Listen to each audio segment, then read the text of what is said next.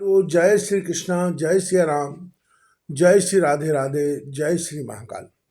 इस वीडियो में आपको श्रवण कराएंगे परिपूर्णतम श्री कृष्ण और चिन्मयी श्री राधा से प्रकट विराट स्वरूप बालक का वर्णन। भगवान नारायण कहते हैं, नारद तदनंतर वह बालक जो केवल अंडाकार था, ब्रह्मा की आयु पर्यंत समय तक ब्रह्मांड गोलक के जल में रहा। फिर समय पूरा हो जाने पर वह सहसा दो रूपों में प्रकट हो गया। एक अंडाकार ही रहा और एक शिशु के रूप में परिणत हो गया। उस शिशु की ऐसी कांति थी मानो 100 करोड़ सूर्य एक साथ प्रकाशित हो रहे हों। माता का दूध न मिलने के कारण भूख से पीड़ित होकर वह कुछ समय तक रोता रहा। आगे इसी कथा को वेदव्यास जी महाराज आगे श्रवण करा रहे हैं, श्रवण कीजिएगा। माता पिता उसे त्याग चुके थे।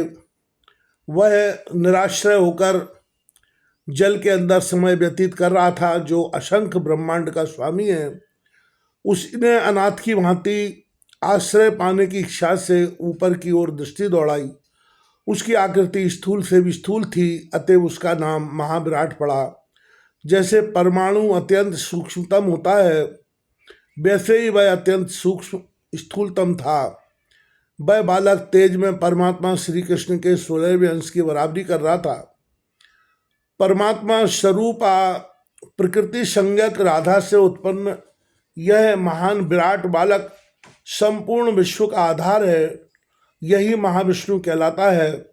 इसके प्रत्येक रोमकूप में जितने विश्व हैं, उन सब की संख्या का पता लगाना श्री कृष्ण के लिए भी असंभव है।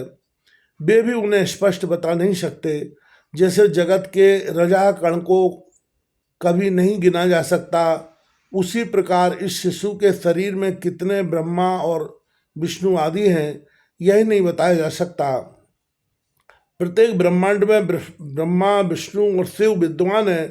पाताल से लेकर ब्रह्मलोक तक अनगिनत ब्रह्मांड बताए गए हैं, अतः उनकी संख्या कैसे निश्चित की जा सकती है। ऊपर वैकुंठ लोक है, यह ब्रह्मांड से बाहर है।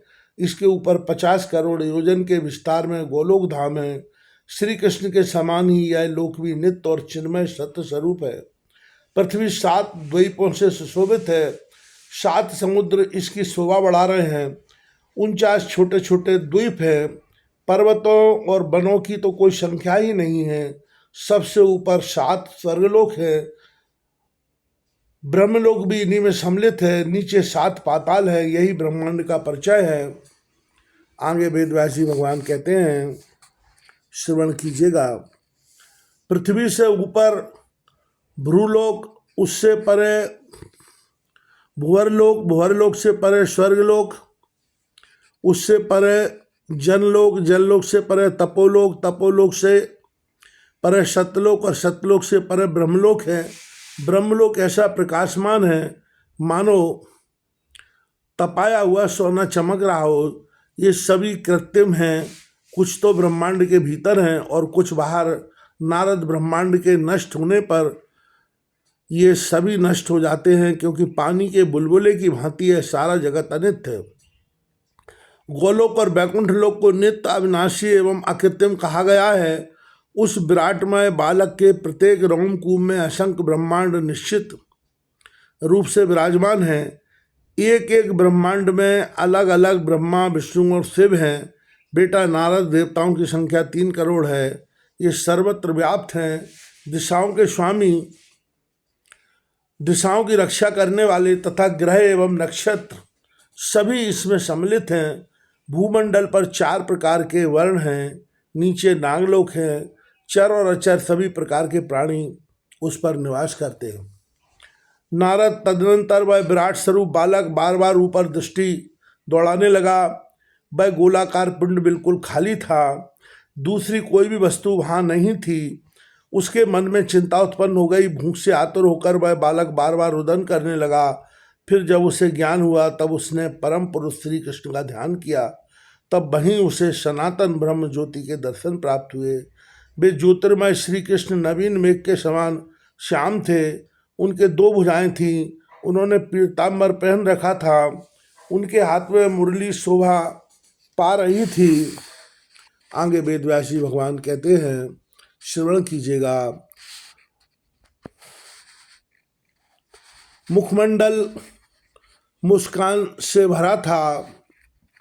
भक्तों पर अनुग्रह करने के लिए वे कुछ व्यस्त से जान पड़ते थे। पिता परमेश्वर को देखकर वह बालक संतुष्ट होकर हंस पड़ा। फिर तो वर के अधिदेवता श्री कृष्ण ने समयानुसार उसे वर दिया। कहा, बेटा तुम मेरे समान ज्ञानी बन जाओ, भूख और प्यास तुम्हारे पास न आ सके, प्रलय पर्यंत यह असंख्य ब्रह्मांड तुम पर अवलंबित रहे, तुम निष्कामी, निर्भय और सबके लिए वरदाता बन जाओ, जरा, मृत्यु, रोग और शोक आदि तुम्हें कष्ट न पहुंचा सके। यो कहकर भगवान श्री कृष्ण ने उस बालक के कान में 3-4 षट अक्षर महामंत्र का उच्चारण किया। यह मंत्र वेद का प्रधान अंग है। यह मंत्र वेद का प्रधान अंग है।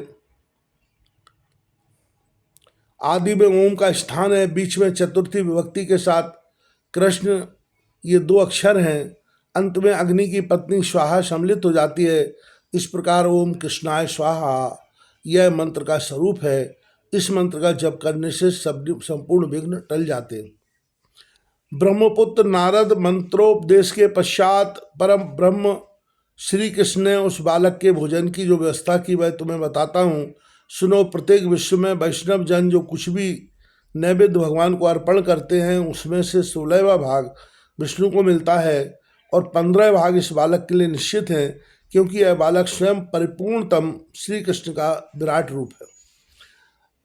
विप्रवर सर्वव्यापी श्री कृष्ण ने उस मंत्र का ज्ञान प्राप्त कराने के पश्चात पुनः उस विराटमय बालक से कहा, पुत्र तुम्हें इसके सिवा दूसरा कौन सा वर अभिष्ट है, वह भी मुझे बताओ, मैं देने के लिए सर्ष तैयार हूँ। उस समय विराट व्यापक प्रभु ही बालक रूप से विराजमान थे। भगवान श्री कृष्ण की बात सुनकर उसने उनसे समयोचित बात कही। बालक ने कहा, प्रभु आपके चरण कमलों में मेरी अविचल भक्ति हो, मैं यही वर चाहता हूँ। मेरी आयु चाहे एक क्षण की हो अथवा दीर्घ काल की, परंतु मैं जब तक जीऊँ तब तक आप में मेरी अटल श्रद्धा बनी रहे। इस लोक में जो पुरुष आपका भक्त है उसे सदा जीवन मुक्त समझना चाहिए। आपकी भक्ति से विमुख मूर्ख व्यक्ति जीते हुए भी मुर्दा बन जाता है। जिस अज्ञानी जन के हृदय में आपकी भक्ति नहीं है उसे जप, तप, यज्ञ, पूजन, व्रत, उपवास, पूर्ण अथवा तीर्थ सेवन से क्या लाभ है, उसका जीवन ही निष्फल है। प्रभु, जब तक शरीर में आत्मा रहता है तब तक शक्तियाँ साथ रहती हैं। आत्मा के चले जाने के पश्चात संपूर्ण स्वतंत्र शक्तियों की भी सत्ता वहाँ नहीं रह जाती। महाभाग, प्रकृति से परे वे सर्वथा आप ही है। आप स्वेच्छामय सनातन ब्रह्म ज्योति स्वरूप परमात्मा सबके आदि पुरुष हैं। आगे वेद व्यासी भगवान इसी कथा को आगे बढ़ाते हुए कहते हैं, भगवान वेद व्यासी कहते हैं, नारद, इस प्रकार अपने हृदय का उद्गार प्रकट करके वह बालक चुप हो गया। तब भगवान श्री कृष्ण कानों को सुहावनी लगने वाली मधुर वाणी में उसका उत्तर देने लगे। भगवान श्री कृष्ण ने कहा, वत्स, मेरी ही भांति तुम भी बहुत समय तक अत्यंत स्थिर होकर विराजमान रहो। असंख्य ब्रह्माओं के जीवन समाप्त हो जाने पर भी तुम्हारा नाश नहीं होगा। प्रत्येक ब्रह्मांड में अपने स्वल्प अंश से तुम विराजमान रहोगे। तुम्हारे नाभि कमल से विश्व सृष्टा ब्रह्मा प्रकट होंगे।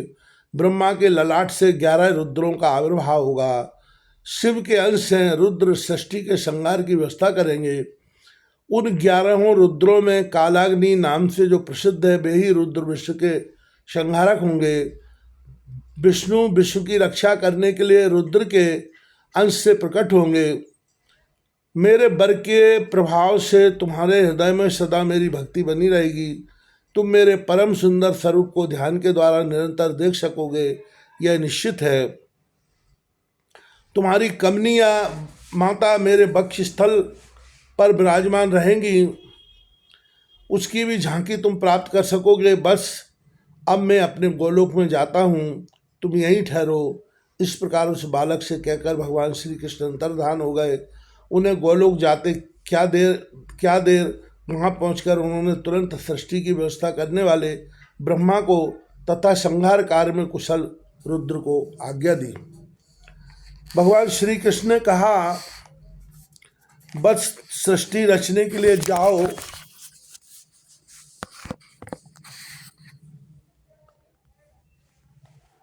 विधे मेरी बात सुनो, महाविराट रोमकूप में असंख्य ब्रह्मांड है। उनमें से जो एक छोटा सा ब्रह्मांड है उसमें विराजने वाले विराट पुरुष की नाभि से जो कमल निकला है उस पर तुम प्रकट हो जाओ। मित्र रुद्र को संकेत करके कहा, महाभाग महादेव, तुम मेरे परम प्रिय हो। अपने अंश से जगत का संहार करने के लिए ब्रह्मा के ललाट से प्रकट हो जाओ। स्वयं दीर्घ काल तक तपस्या करना। नारद जगतपति भगवान श्री कृष्ण यों कहकर चुप हो गए। तब ब्रह्मा और कल्याणकारी शिव दोनों महानुभाग उन्हें प्रणाम करके विदा हो गए। महाविराट पुरुष के रोमकूप में अब भी ब्रह्मांड गोलक का जल विराजमान है। उसमें एक साधारण विराट पुरुष रहते हैं। वे उन महाविराट के अंश हैं। इनकी सदा युवा अवस्था रहती है। इनका श्याम रंग का विग्रह है। ये पीतांबर पहनते हैं, जल रूपी शैया पर सोते रहते हैं। इनका मुखमंडल मुस्कान से भरा है। इन प्रसन्न मुख विश्वव्यापी प्रभु को जनार्दन कहा जाता है। इन्हीं के नाभि कमल से ब्रह्मा प्रकट हुए। तदनंतर पता लगाने के विचार से उस कमल दंड पर 1,00,000 युगों तक चक्कर लगाया। नारद इतना प्रयास करने पर भी नाभि से उत्पन्न हुए कमल दंड के अंत तक जाने में तुम्हारे पिता सफल न हो सके। तब उनके मन में चिंता घेराई। वे पुनः अपने स्थान पर आकर भगवान श्री कृष्ण के चरण कमल का ध्यान करने लगे। उस स्थिति में उन्हें दिव्य दृष्टि के द्वारा विराट पुरुष के कुछ दर्शन प्राप्त हुए। ब्रह्मांड गोलक के भीतर जलमय शैया पर वे पुरुष शयन कर रहे थे। फिर जिनके रोमकूप से यह ब्रह्मांड उत्पन्न हुआ था, उन परम प्रभु भगवान श्री कृष्ण के भी दर्शन हुए। गोपों और गोपियों से सुशोभित गोलोक धाम को भी देखने में वे सफलता पा गए। फिर तो श्री कृष्ण की स्तुति करके उन्होंने उनसे वरदान पाकर सृष्टि का कार्य आरंभ कर दिया। सर्वप्रथम ब्रह्मा में शनकादि 4 मानसपुत्र हुए। फिर शिव की सुप्रसिद्ध 11 कलाएं रुद्र रूप से प्रकट हुई। फिर जगत की रक्षा के व्यवस्थापक श्री विष्णु प्रकट हुए। उस समय वे विराट पुरुष के वाम भाग से प्रकट होकर श्वेत दूप में विराजमान थे। 4 भुजाओं से उनकी अनुपम शोभा हो रही थी। यों विराट पुरुष के नाभि कमल पर प्रकट होकर ब्रह्मा ने विश्व की रचना की। स्वर्ग, मृत और पाताल त्रिलोकी के संपूर्ण चराचर प्राणियों को उन्होंने सृजन किया। नारद इस प्रकार महाविराट पुरुष के संपूर्ण रोमकूपों में एक एक करके अनेक ब्रह्मांड हैं। प्रत्येक ब्रह्मांड में एक विराट पुरुष और ब्रह्मा, विष्णु एवं शिव प्रभृति सहयोगी देवता रहकर कार्य की व्यवस्था करते हैं। ब्रह्मन इस प्रकार भगवान श्री कृष्ण के मंगलमय चरित्र का वर्णन कर दिया। यह प्रसंग सुख एवं मोक्ष प्रदान करने वाला है। ब्रह्मन, तुम फिर क्या सुनना चाहते हो, ये आगे के वीडियो में आपको श्रवण कराएंगे।